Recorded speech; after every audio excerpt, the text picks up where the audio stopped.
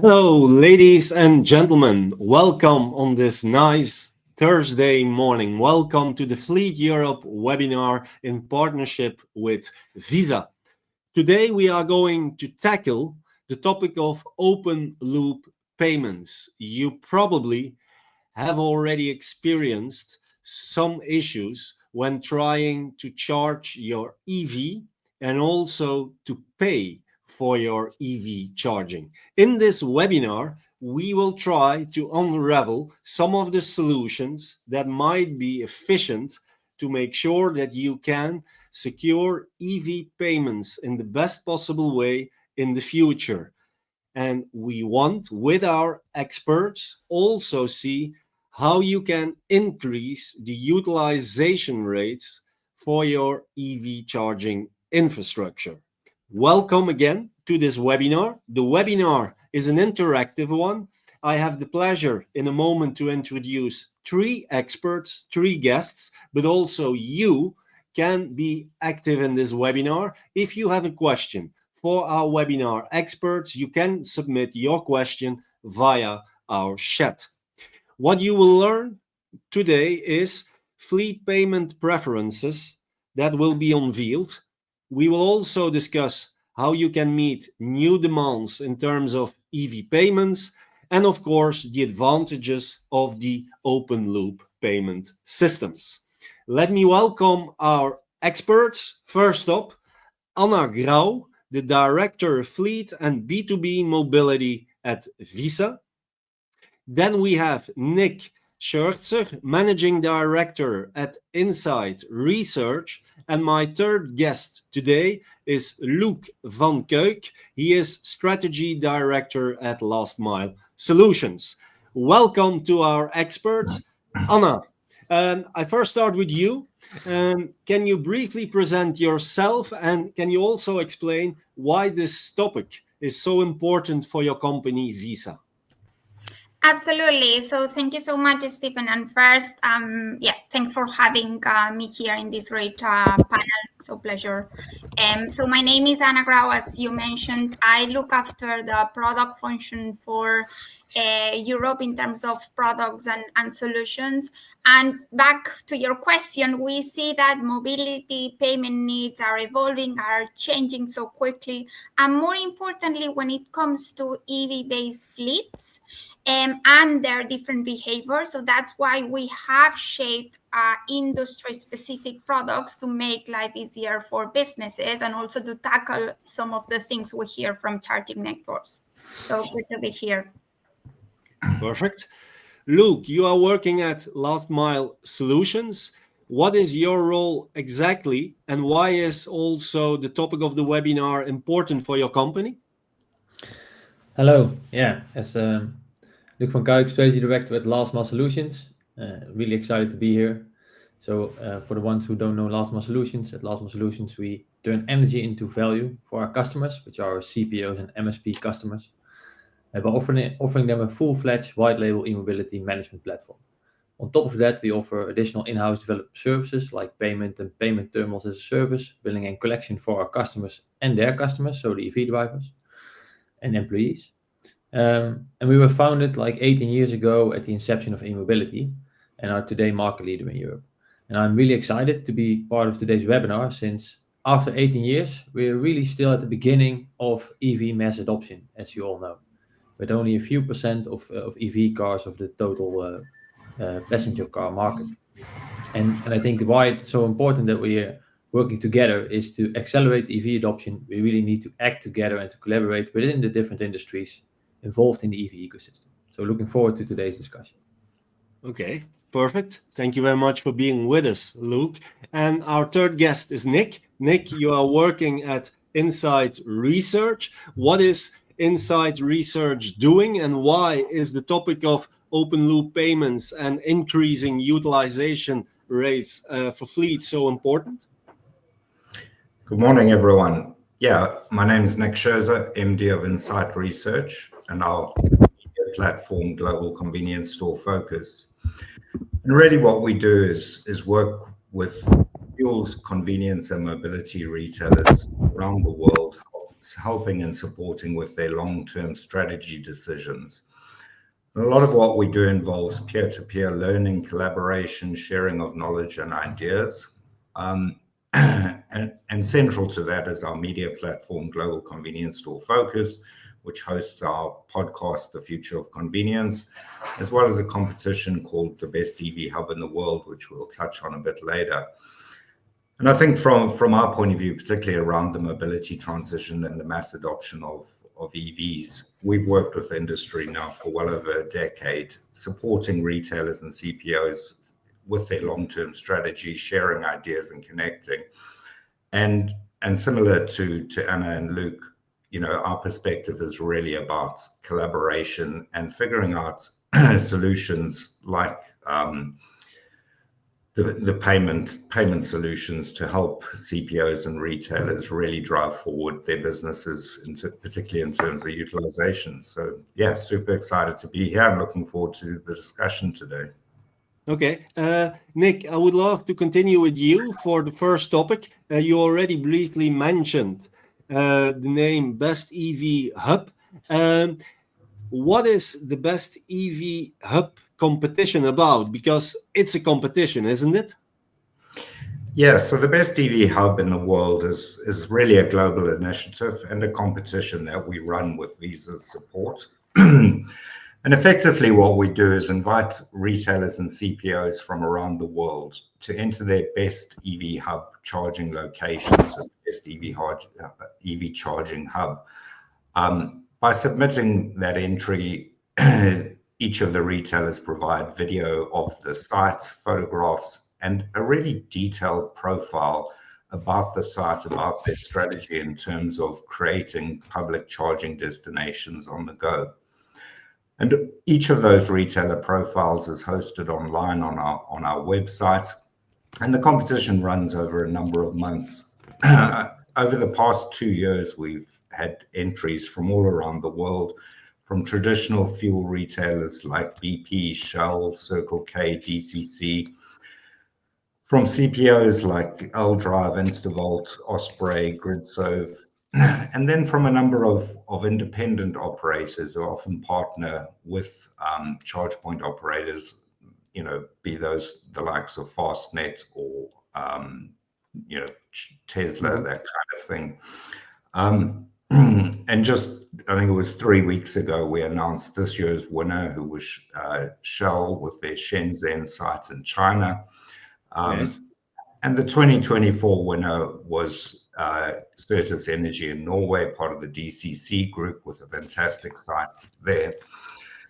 And I think, as much as the Best EV Hub in the world is a competition and it matters to the retailers, it gives them recognition for what they've done. I think more importantly for the industry, it's about providing visibility to what public EV charging looks like around the globe. And from those entries, it reveals a lot of interesting strategies and approaches to really creating profitable EV charging destinations on the go. Okay. Is it something that you see that is missing, the visibility around what all that EV infrastructure is about? Is that important that you can work on that you can bring more visibility into the public, let's say? I think in part visibility, certainly from our point of view, it's not necessarily targeted towards the public, but rather to the industry itself. Okay. And it creates a platform in which CPOs and retailers can learn from each other, from what retailers around the world are doing. And, from a global scale, we have entries from Chile, from Australia, from China, across Europe, North America, and it just gives a real insight into different strategies and approaches to providing EV charging for on the go. And I think that's part of the real value in that, and from those detailed profiles.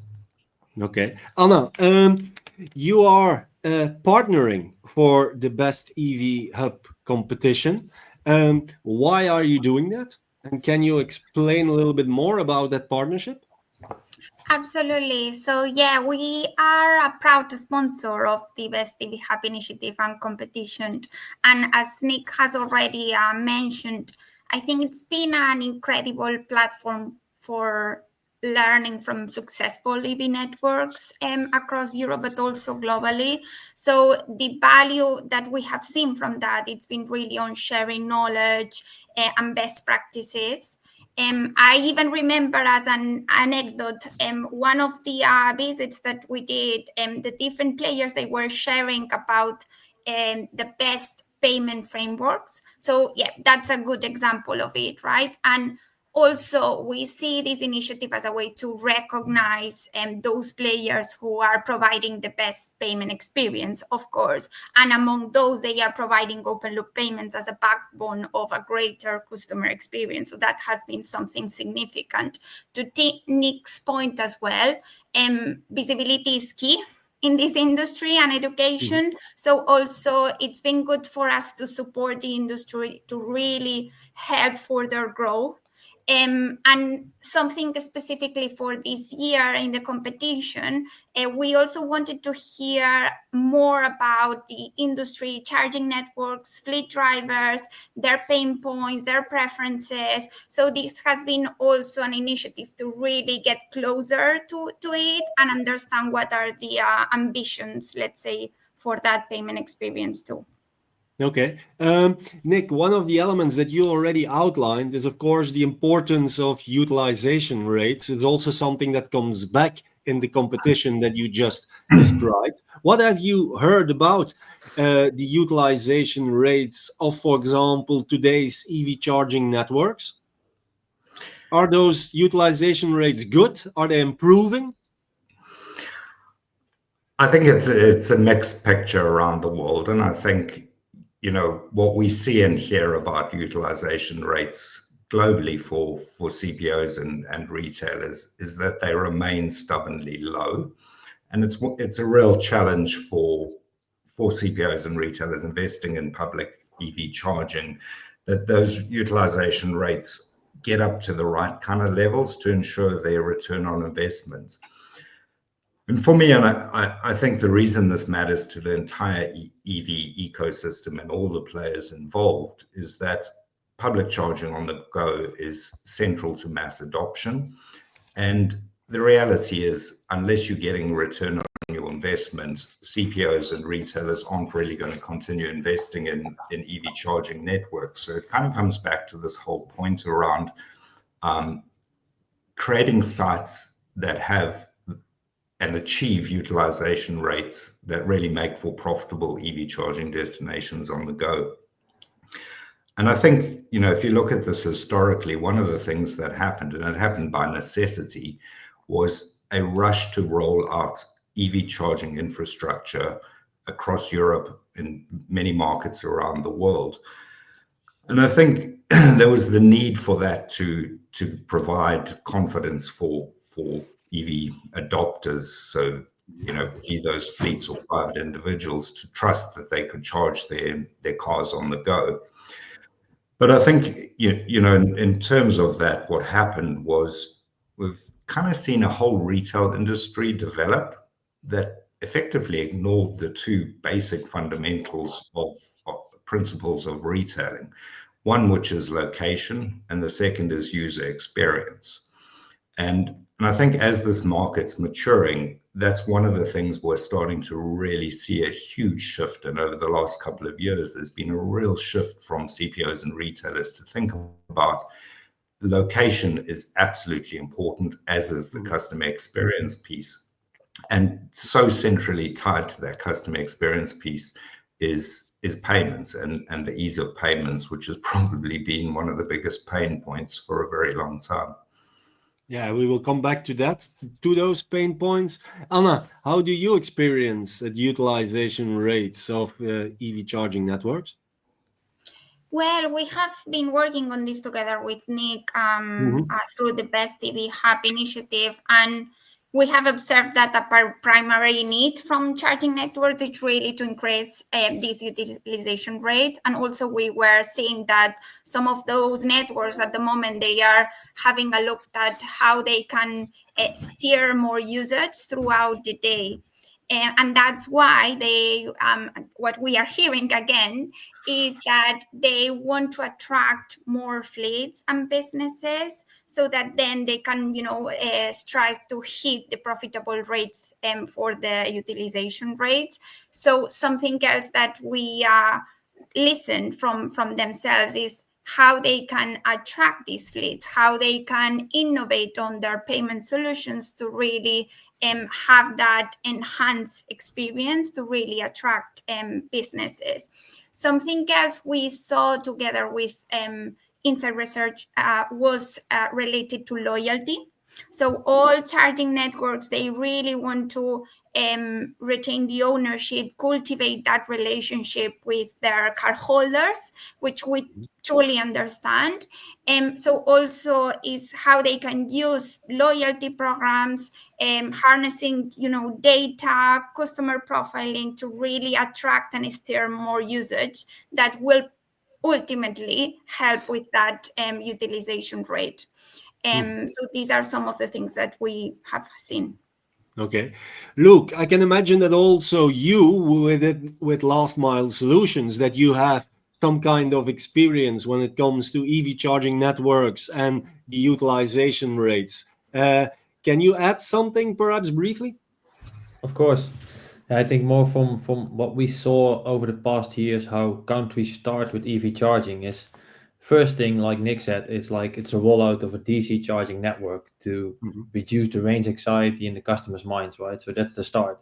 And it doesn't say then those charge points are immediately highly utilized, but it's more to take away that range anxiety. And then it's followed by a public network in municipalities, workplace charging, home charging. But yeah, across the board, we have over 180 CPOs in our platform, and we see that really, depending on location type, which is like Nick said, one of the key important drivers. Yeah, we see that some places like highways, depot charging, they're doing sometimes quite well, but still there's a big room for optimization there. And I think totally underline what Anna and Nick saying is customer experience, the role of the MSP versus the role of the CPO. Those becomes more critical. Okay, very good. Luke, I would love to continue with you. Let's talk about payment experience. One element that would probably positively impact utilization success would be, of course, the most possible seamless EV payment experience. What is your perspective on the importance of EV payment experiences? Yeah, a very good question, I think. And I think it's essential to come to mass adoption for EVs, if I look around and what I've heard over the past decade. And let me share a few observations. So first of all, it's really country and target group specific. So when we look at various countries across Europe, already from a cultural perspective, from historical, you see that some countries are far more oriented on, for example, app-based payments, where others are more based on bank card payments, where others are still on cash. And that also influences EV charging behavior. So to act as a CPO across multiple countries, you need to take it into account and to cater for a broad perspective of payment methods. Next to that, I think the current ecosystem of payments, which is founded on closed loop technology, is very prone to fraud, which will very negatively influence adoption speed. And while the market was small, this was no issue. But now the market is opening up, the consumer market is starting to come in, and we see now fraud is really on the rise and is becoming a hotter topic every day. And if we don't tackle it as an industry, the regulators will step in, I think. So that's something that's really important, of course, to the payment experience. And then I think the third is that there is no standardization in our market in terms of user experience and for charging on itself. We tried some, but you still see a lot of differences per charger, per country, etc.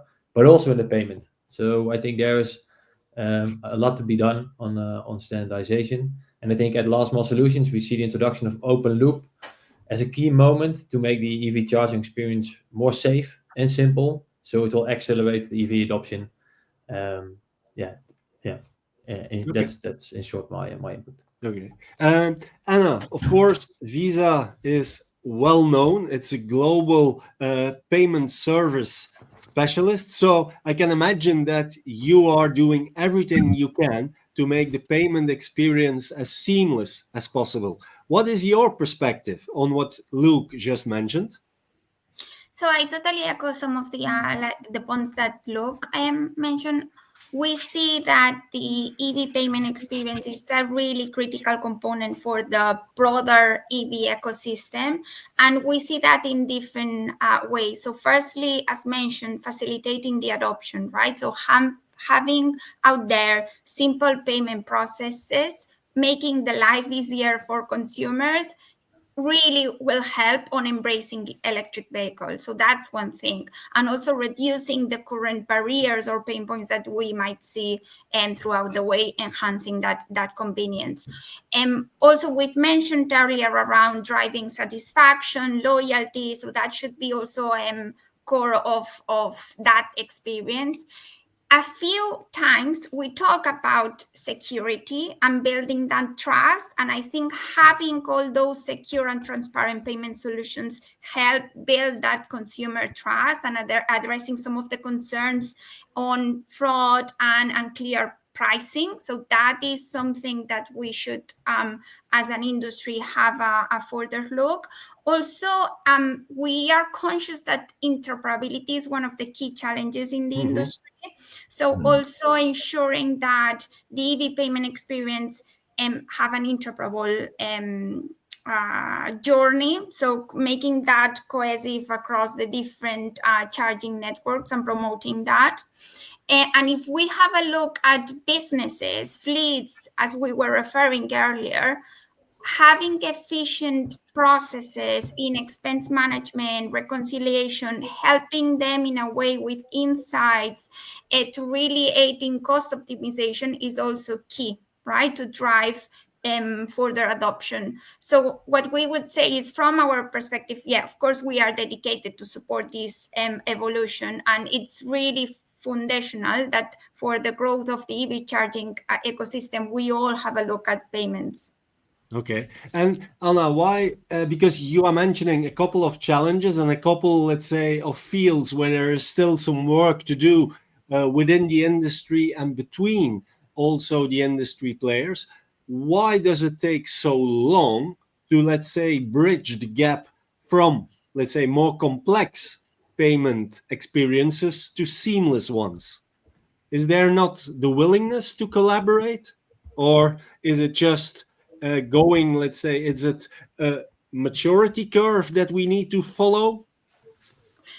So I think we need to continue collaborate. So I think it's been a journey as an industry. There's a lot of multiple players out there coming into surface with different solutions, which is great. At the same time, if we are putting ourselves in the shoes of the cardholder, it's a landscape that it's complex to navigate. And this cannot be addressed in isolation. We really need to join forces with the ecosystem. It's been already a lot of work so far, but for sure, there's much more that we can do. So a lot to do in that space of cooperation for sure. Okay. Nick, do you have any vision on that topic? Because you do quite some research as well. Yeah, and I think just picking up on Anna's points and bringing it back to the retail side of things is, it really is about the experience piece, both for private drivers as well as fleet operators. And central to that experience piece is solving the payment pain point, which I think historically in the whole public charging EV space has been probably the number one pain point, alongside whether the charge is working or not. So I think what we've seen is CPOs and retailers really developing sites that have a retail first strategy and unlocking all of those pieces around site selection through to all of the other human elements of the customer experience. And probably within that circle, the missing link really is solving the pain point problem of making payments seamless and easy for people charging on the go. Okay. Anna, what do you hear from your fleet customers with regard to payment experience? Do they have specific payment preferences while charging their vehicles, and how can you better respond to that, or the industry? Yeah, of course. So we've done plenty of research, and what this reveals us is from both fleet drivers and managers, there's a set of challenges. So firstly, fleet drivers, they express a clear preference for a single and unified payment method, having all the complexity today to manage all the mobility spend. So that is clearly something that it's coming out loud consistently. So they need an interoperable, easy to use and digital solution for that. And also from a business's perspective and fleets, many times we have issues on the road. You need something quick to really address that situation. So having instant issuance and virtual digital solutions is something that can address that.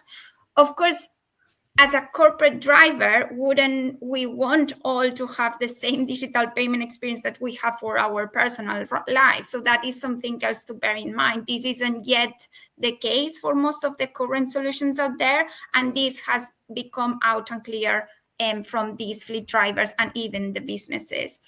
Other aspects we mentioned, Luke, you mentioned earlier around standardization. There's no standard at the moment in the industry, so that is something that we would collectively need as an industry to really define. Other things that we see as a preference, so in our research we saw that 67% of the EV drivers across Europe would prefer to use debit or credit cards for their charging session, having that as the greatest convenience. So that is what we heard. Some other things linking that to the convenience side, while they are charging the vehicle, 65% would want to use the same payment solution for coffee, food, beverages, and have that loyalty or that stickiness to their charging network. So these are some of the things that we are hearing. Okay. Luke, what are you hearing in terms of the experiences and the payment preferences from fleets? Yeah, for us, we see this bit as a cascading customer requirement, because we serve the MSPs, they serve the fleet managers, and the fleet managers serve the EV drivers, right? So let me explain this. So from an employee perspective, what we see, and neglecting some country differences I mentioned earlier, they're looking for flexibility. They look for an attractive offer by the employer, which could include multiple mobility modalities, like mobility, budget, or whatsoever. But in the end, like Anna said, and also what the survey, not only from Visa side, but also from our own industry, indicates that EV drivers or employees are in the end consumers, right? And if I can pay for my fuel with my bank card, why can't I pay for charging with my bank card, right? And that's something that we see, and in the end, I think that customer requirements will drive mass adoption, right? So I think we need to listen closely to that. And on top of that, you have the fleet managers that are looking for return on investment, operational simplicity. They have mixed fleets of fuel, hybrids, full electrics. They have the infrastructure that they need to manage of charging. And they want real-time data insights on their charging behavior of drivers to steer this, but also the energy consumption. And that all ties back to the payment preference and the data that comes available with that payment. And then at last, we have then the B2B MSPs that serve those customers, which want a secure and seamless customer experience because they want to be exposed to fraud, because it gives them a bad image and a bad reputation, and they want just prefer a top-notch seamless experience. So those, I think, are the things we see from our perspective. Okay, yeah, it's quite a complex puzzle if you explain it like that. So there is still some work to do in that area. Unfortunately. Anna, there is a question that has popped in. briefly going to ask you the question. Of course, we all know that an open loop payment has quite some benefits, but some of the arguments against open loop payments could be that those providers that they ask for premium to use, let's say, that open loop payment possibility. Yes, so there is a price difference, let's say, compared to using various apps to pay on various occasions. So the question is, what can the industry do to close the gap that exists and might exist between open loop payment premiums and the others? What I would really answer to that is having first and foremost the customer at the center of what whoever is doing, having that at the center of it, and learning what the pain points are and how those can be addressed from both convenience and technology. So these are the things that we are hearing. We acknowledge that there are solutions out there that have been for years. It's really balancing how we can keep up with the demands of those cardholders and how we can keep up on the curve to really attract that usage into the charging networks and have all those insights that we are discussing. So acknowledging, those cards have been there for time, but it's also about a question whether we want to provide future-proofing and innovative solutions that will address the new demands. And the most obvious example is on digital payments, right? And having tokenized services, for instance. So I would come back to that really as a balancing of that. Okay, but do you think that in the future that there could be, let's say, a narrowing of the pricing gap that exists today, or will there always be, let's say, a pricing gap like today? Because you are, of course, developing another service with more innovation. You need also to see what all the other payment solutions, how they can be integrated, etc. So what do you think? Can the price come down? In terms of pricing, or your question of coming that down, I think so there's value of adopting open loop and the economically this is transferred in different ways that we would need to qualify. So for instance, fraud, you would have more secure protocols. You have surely some instances or issues regarding fraud. So there are some savings that could be leveraged from that. Also, there are some cost savings that could come from infrastructure perspective. So I think it's not an answer for everyone. It really needs to be evaluated in each case to really understand how we can drive that business growth and really have mind all those considerations from this question. Okay, maybe perfect. if I can add to that, Steven. Yes. So if I'm just to be a bit frank here, is that our industry has been also a bit spoiled, and that sounds a bit strange, but because we chose a technology that really helped to scale our industry really easy, and therefore of course the MSP is there, which with open loop the MSP role is changing, which also has an effect on price. But not having that how do you say that vulnerability to fraud, but not experiencing this, because so far the industry, the MSPs, most of the MSPs and the CPOs and the customers aren't exposed to the damage that fraud does today. And we have seen in our network already cases, organized crime, up to 60 use cases now within our industry that could collect thousands till hundred thousands of euros in just a couple of weeks. And if that's being exposed to the customers, which to our customers who then need to expose that to their end customer, the price will automatically increase, right? So it's also in terms of education, I think we have a lot to do to make aware for what price comes what service and what value. Exactly. And that there will be a price gap. I think there always will be a price gap between different elements because they represent different values. Okay, that's clear.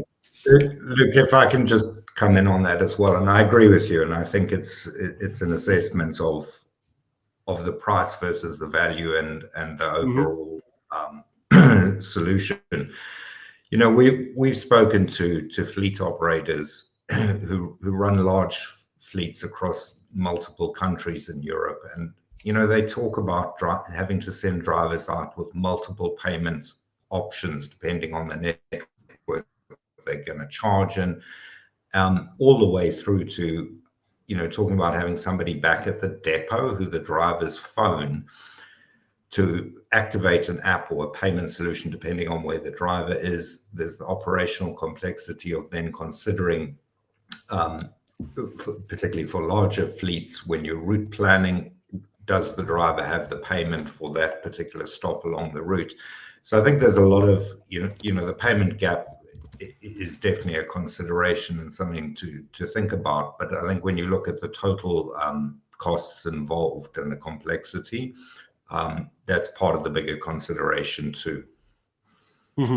Okay, yeah, but that's clear. And I also completely understand that at the moment that you need, of course, to balance value and service against price. So, and that it's not always the cheapest price which will deliver the best value, of course. Now, talking a little bit about the status of the EV industry, and to the audience, if you have questions for the experts, don't hesitate to submit your questions via the chat. We still have 15 minutes in this webinar, so there's still time to ask your questions, but I would love to tackle now the topic of the EV industry status. I'm driving a battery electric vehicle myself. I think today it's not really the problem of supply of the vehicles. There is also quite some EV offer on the market. The issue is more indeed about the charging exercise. Luke, very concrete, what are today the key payment pain points in the EV charging industry? Yeah, I think there are a multitude, of course. There was also a lot of things going well. Let me put that also out. Otherwise, you wouldn't be able to reach this size so far. But let me share a couple of them. So one, first, it's poor security, right? So I just mentioned the fraud cases. This year, it grows exponentially, we see. And this is something that will go into more, if this gets more public press, it will really hit our industry. So I think that's the key pain point that we need to cover. So far, most actors are being covered by their service partners, but that can be kept for long. Then the second is no integrated solutions. I think that fleet managers are having trouble these days already with a variety of charge cards or cards. I mean, so one with technology for MaxDrive for fuel, one with MyFair RFID for charging, one for EMV for travel expenses, for example, which in the end is a pain point because you have multiple vendors, etc. Then there is no real-time data as a third. So it sometimes takes 4 to 6 weeks to be able to build an invoice in the current technology that we have. So all the data can be there, but it's not real time. So we have a lot of parties real-time connections, but with real small CPOs, for example, yeah, it doesn't make sense for them and for us to build a real-time connection. But then you are dependent on Excel files, etc.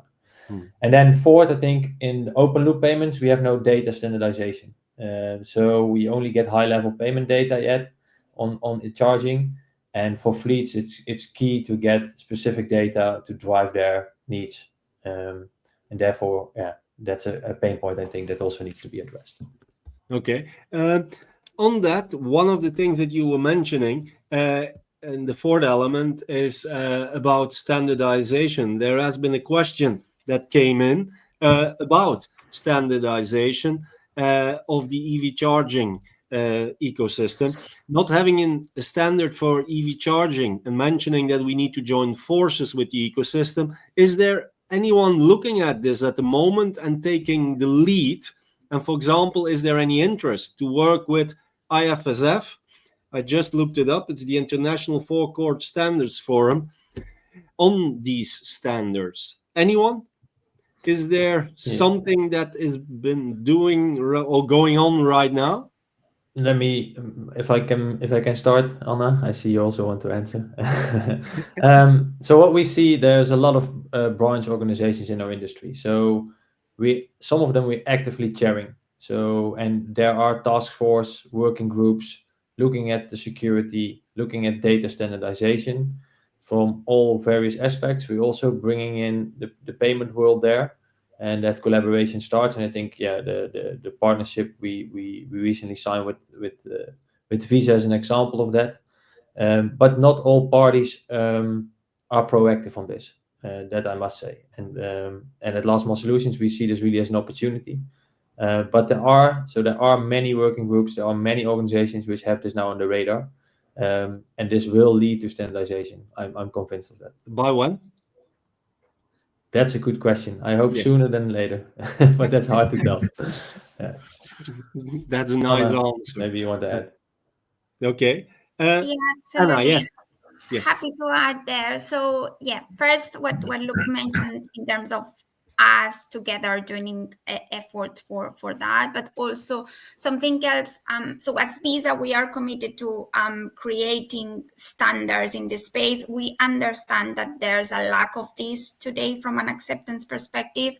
So EMBCO, the industry body for payments, created an open a task force for EV charging, and the intention of that task force, which we are involved in, is really to examine how we use the EMB technology for standardizing EV charging payments.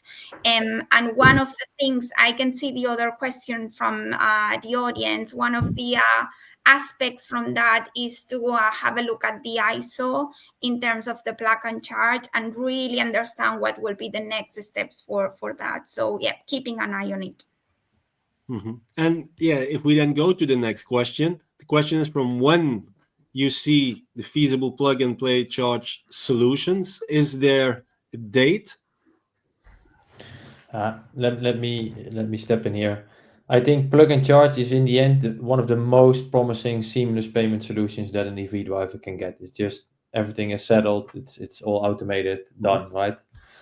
But to get there, you need multiple industries to come together, and that takes time. Especially if you only take alone the car OEMs, not all cars are ready, or not all models from a certain OEM, only the high level ones, the high tier ones. That's one. Then you have the stations. You have legacy stations, 1 million public stations now already in Europe.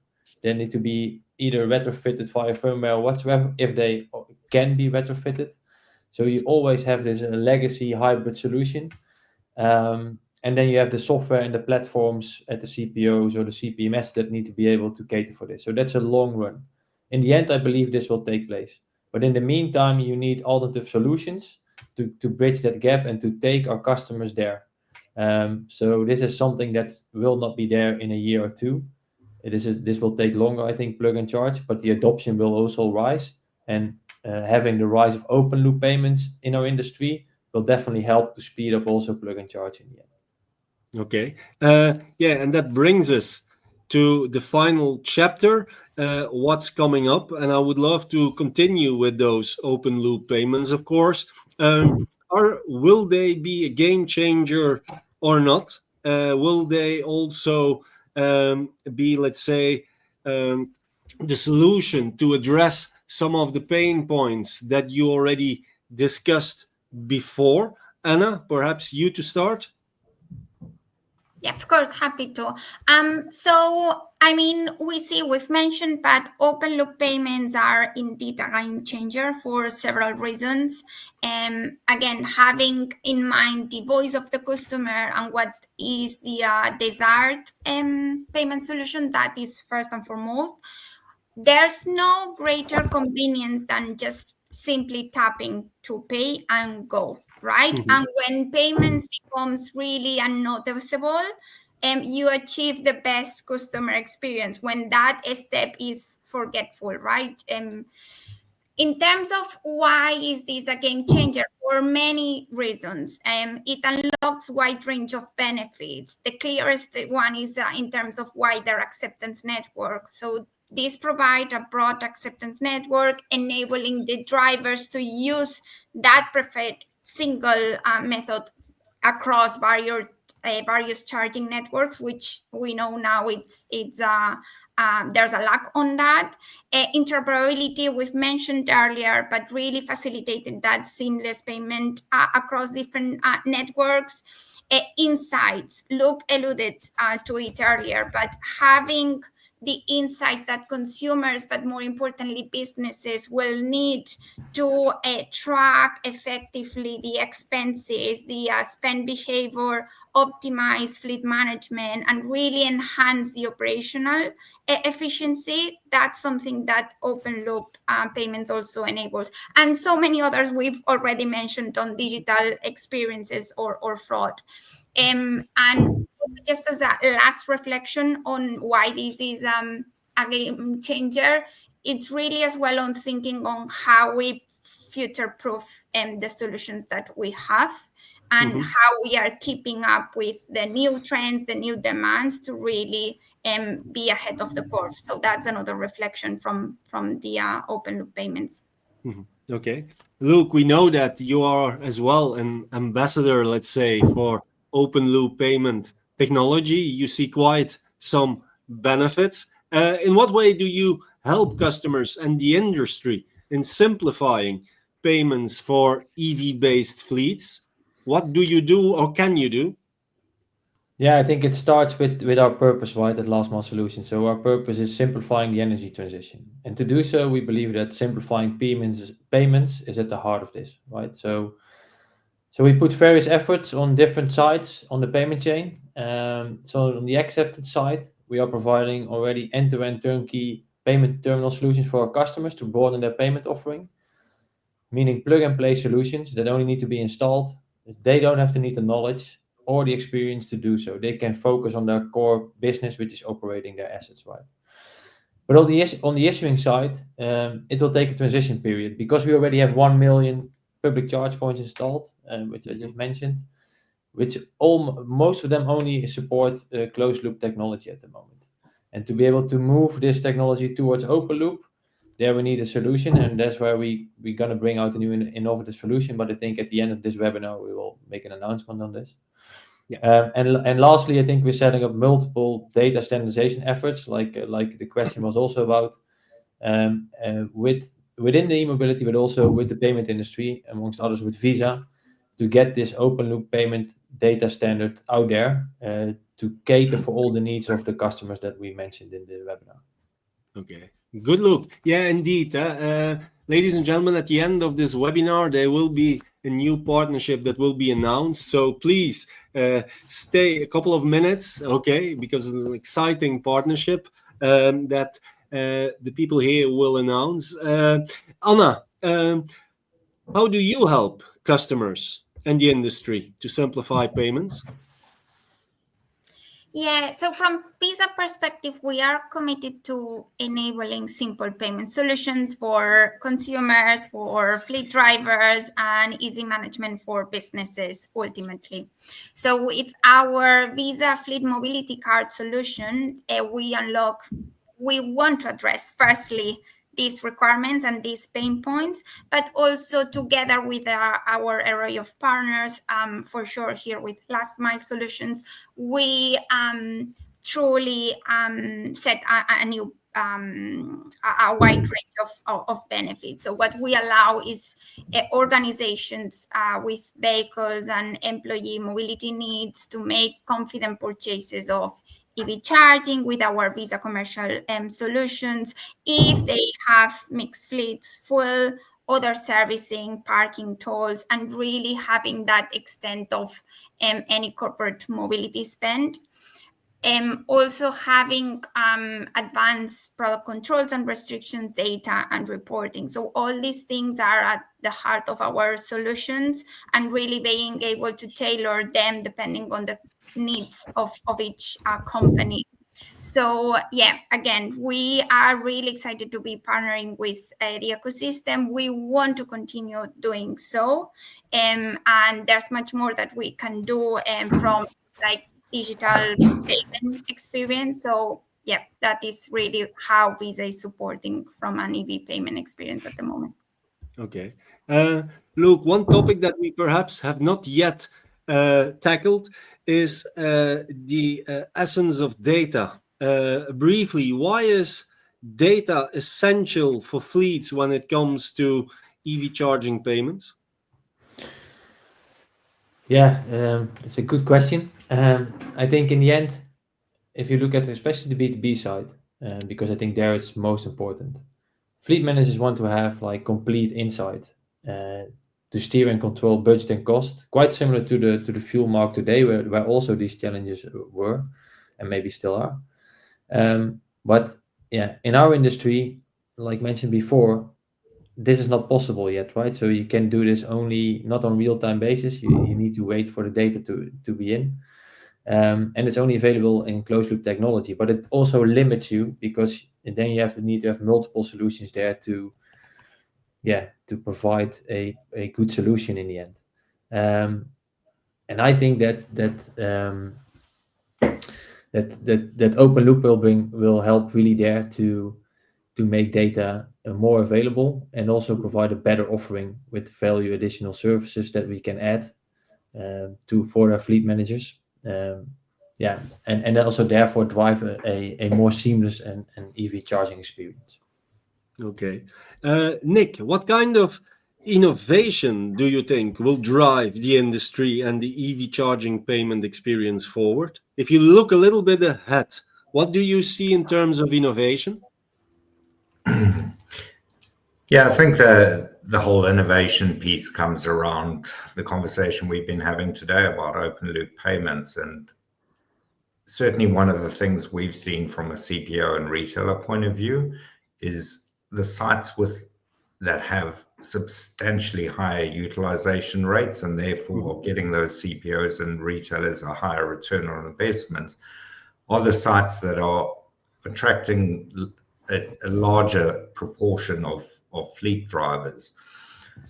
And I think for that side of the industry, the retail industry, the ability to be able to really engage and provide a solution for those fleet drivers as well as the fleet managers is part of that future that will help drive mass adoption. Okay, good. And then, of course, we are going to tackle the importance of, we already did, collaboration, cooperation, yes, because we have heard from the three experts here in the webinar room that collaboration is key to make sure that also in the future the developments can be realized. Nick, you are, of course, working with the best EV hub competition already with Visa. This is a collaboration. How important is it that you find trusted partners in developing initiatives that can support the industry? Yeah, I think this whole industry is about collaboration, and there's so many elements and aspects involved in the mobility transition. I think from our point of view, it really lies at the heart of our business, and what we do is collaborating between retailers and suppliers, and a lot of collaboration and sharing even between CPOs and retailers themselves. And I think Visa's support and leadership in this space has been invaluable and really appreciated by ourselves in the industry. Okay.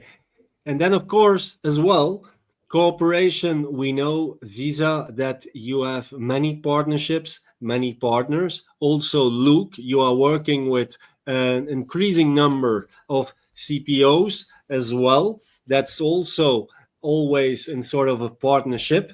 Yes. So starting with Anna and probably Luke, you can add on, yes, the importance of partnerships for the industry and for both your companies. Yes, because then you can immediately also perhaps announce the partnership that both companies have.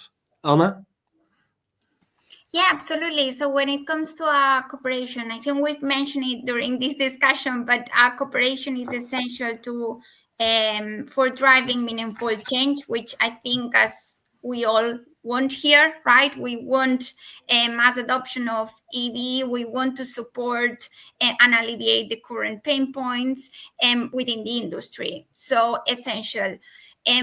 As Visa, we cannot do that on isolation. We need to join forces, and with the collective aim, let's say, of delivering businesses the best way to pay, track their fleet spend, and manage all those processes that we've been discussing. Yeah, we are really excited to be partnering with Look and Last Mile Solutions, and yeah, really having that as one key example of cooperation.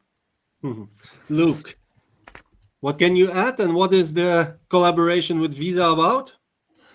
Yeah, I think first of all, let me make clear why collaboration, like Nick and Anna mentioned, is key. So if you look already in the existing ecosystem that we have in e-mobility, so if you take CPOs, for example, there's over 3,000 CPOs in Europe, and I don't mention any MSPs there. Then there's all the ecosystem partners like roaming partners, data partners, etc. And if you add the whole payment ecosystem on top of that with acquirers, issuers, processors, schemes, etc., it becomes huge, right? It's already huge and becomes even more big. So if we don't get everyone in a row and together make sure that we help to steer this industry forward, the experience of end users will become poor and will be more prone to fraud, and no data will be there, right? So it's up to us to make this happen. Otherwise, regulation will step in, and when regulators step in, it will never be fun, right? So, and in the end, it will help the end user, but it's not make it more fun. And I think so far we have been able to do so. And that's why at Last Mile Solutions as well, we want to take the lead in propelling this forward by because we have been doing this whole financial services for our customers for over a decade, and we see open loop really as an opportunity instead of a threat. So we really want to propel this forward by bringing out new innovative payment solutions, and for that partner with the best in class payments partners, and Visa is one of them. And that's why we're extremely proud and excited to partner up with Visa and with Anna and others from Visa to bring an integrated payment solution to the market together. And it will combine the benefits from both the open and closed loop ecosystems, while also offering the value-added services with a key focus of simplifying the payment experience by making it safer and more seamless.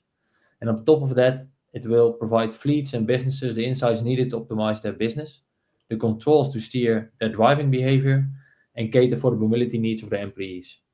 So I hope that our partnership will show that cross-industry collaboration will be key to accelerate EV adoption. Okay, well, congratulations, Luke, and congratulations, Anna. Anna, why this partnership, and when can fleets expect this?